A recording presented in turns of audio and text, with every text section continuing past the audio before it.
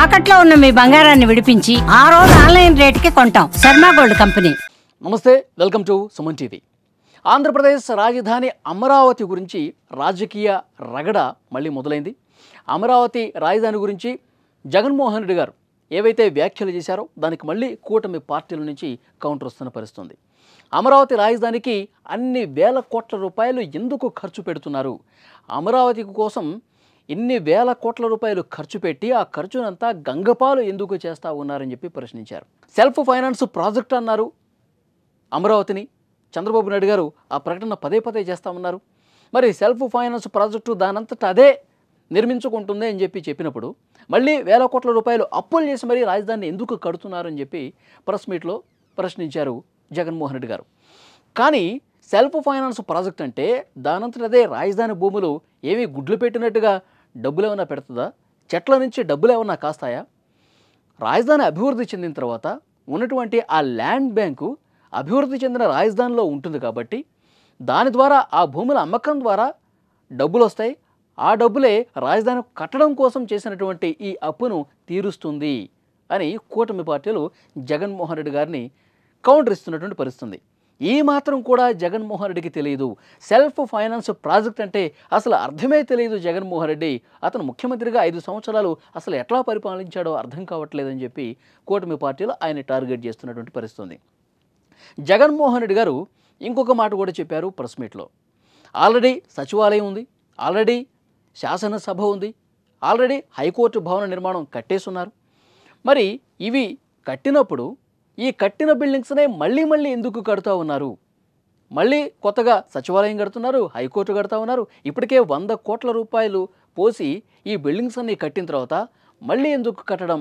కట్టినటువంటి ఆ కోట్ల రూపాయలని గంగపాలు చేయటం కాదా అని చెప్పి ఆయన ప్రశ్నించారు. దీనికి కూటమి పార్టీలు కూడా మళ్ళీ ప్రశ్నిస్తున్నారు, కౌంటర్ చేస్తూ ఉన్నారు జగన్మోహన్ రెడ్డిని. ఇవన్నీ కూడా తాత్కాలిక భవనాలు అంటే ఈ భవనాల్లో జరిగినటువంటి శాసనసభ సమావేశాలు తాత్కాలికమని, ఇక్కడ పనిచేసినటువంటి సచివాలయ ఉద్యోగులు తాత్కాలికంగా అక్కడ పనిచేశారండి. భవనాలు తాత్కాలికం కాదు, భవనాలు పడగొట్టే పరిస్థితి ఉండదు. జగన్మోహన్ రెడ్డి గారు ముఖ్యమంత్రి అయిన తర్వాత 2019లో ఆయన ఏదైతే ప్రజావేదికను ఉన్నపళంగా కూర్చేశారో అలాంటి పరిస్థితి ఈ భవనాలకు ఉండదు. ఈ భవనాల్లో వేరే రకంగా దీన్ని ఉపయోగించుకుంటుంది కూటమి ప్రభుత్వం. శాశ్వత భవనాలు నిర్మించిన తర్వాత అద్భుతమైనటువంటి డిజైన్స్తో అంతర్జాతీయ స్థాయిలో బిల్డింగ్స్, ఐకానిక్ టవర్స్ నిర్మించిన తర్వాత హైకోర్టు కావచ్చు, శాసనసభ కావచ్చు, సచివాలయాన్ని నిర్మించుకున్న తర్వాత ఈ పాత వాటిని వేరే ప్రభుత్వ భవనాలుగా మార్చి వాటి వినియోగం జరుగుతూనే ఉంటుంది. ఇవి శాశ్వతంగా అక్కడ ప్రభుత్వపరమైన కార్యక్రమాలు ఆ పాత బిల్డింగ్స్లో కూడా కొనసాగుతూనే ఉంటాయి. మీలాగా కూల్చివేయము అని చెప్పి కూటమి పార్టీలు జగన్మోహన్ రెడ్డి గారిని టార్గెట్ చేసినటువంటి పరిస్థితుంది. జగన్మోహన్ రెడ్డి గారు మరొక ముఖ్యమైన విషయం కూడా మాట్లాడారు. అసలు ఇన్ని వేల కోట్ల రూపాయలు ఖర్చు పెట్టడం, ఇన్ని వేల ఎకరాలు తీసుకోవటం, ఇది ఎంతవరకు కరెక్టు? మీకు రాజధాని నిర్మిస్తే ఇక్కడ గుంటూరు విజయవాడ మధ్యలో నాగార్జున యూనివర్సిటీ ఉన్నటువంటి ప్రాంగణంలో ఒక బిల్డింగ్ కట్టేస్తే అయిపోతుంది కదా. దాని చుట్టుపక్కల ఒక 500 ఎకరాలు తీసుకుని ఒక బిల్డింగ్ కట్టేసి ఇది రాజధాని అంటే సరిపోతుంది కదా. ఎందుకు ఇంత ప్రజాధనం వృధా చేస్తున్నారు అని మాట్లాడుతున్నారు. మరి దీనికి సూటిగా కూటమి పార్టీలు కూడా క్వశ్చన్ చేస్తూ ఉన్నాయి వైఎస్ జగన్మోహన్ రెడ్డి గారిని. మరి మీరు ముఖ్యమంత్రిగా ఉన్న సమయంలో 5 సంవత్సరాల పాటు ఏం చేశారు జగన్మోహన్ రెడ్డి గారు? ఇక్కడ 500 ఎకరాలు మీకు సరిపోతుంది అనుకుంటే మరి మీరు శాసన రాజధాని, కార్యనిర్వహణ రాజధాని, న్యాయ రాజధాని, ఆంధ్రప్రదేశ్కి 3 రాజధానులు అని చెప్పి మీరు ప్రకటన ఎందుకు చేశారు? మీరు ముఖ్యమంత్రిగా ఉన్నప్పుడు సజావుగా పనిచేయలేదు, 3 రాజధానులు అని చెప్పి కాలయాపన చేశారు. మీకు అదే సోయ ఉంటే గనక, అదే స్పృహ ఉంటే గనక 500 ఎకరాల్లో సరిపోతుందని చెప్పి మీరు చేయాల్సి ఉండే కదా. గుంటూరు విజయవాడ మధ్య 500 ఎకరాల్లో రాజధానిని ఒక బిల్డింగ్ కట్టేసి ఇదే రాజధాని చెప్పి పూర్తి చేయొచ్చు కదా.